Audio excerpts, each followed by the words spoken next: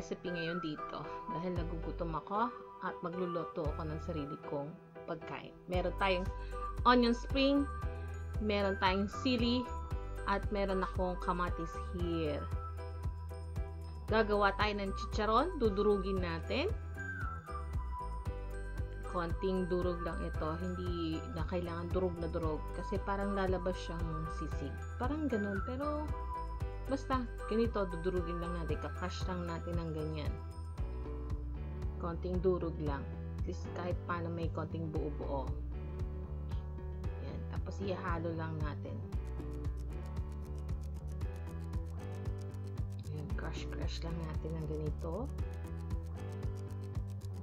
Natin lang magmadurog. Pero mas masarap yung kung gagamitin yung chicharon, yung lapid. Kasi itong ginamit kong chicharon, walang laman, hangin lang.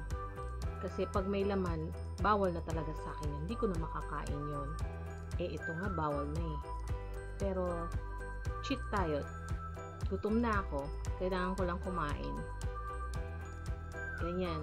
Ganyan na magiging itsura. Hindi masyadong durog. Okay?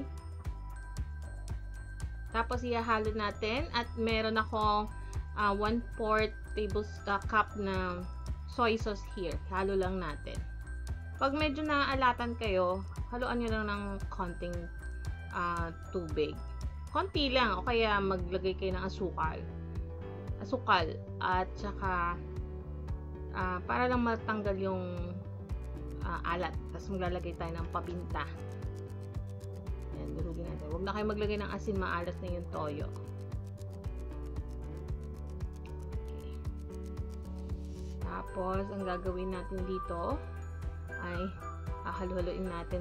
Naglagay din ako ng fried garlic para medyo masarap. Kasi hindi naman ako naglagay ng fresh garlic.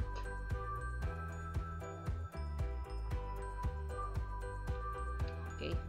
Tapos, hahaluan na natin. Halu-haluan lang natin. Pag nahalo na natin lahat, pwede na to. Ready to serve na to. Kulang na lang kanin.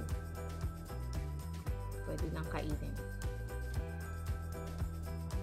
Halo-halo lang tayo.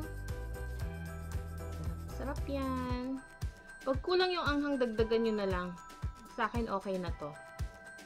So, taktakin natin para taktakan mo, baby. Okay. Good na.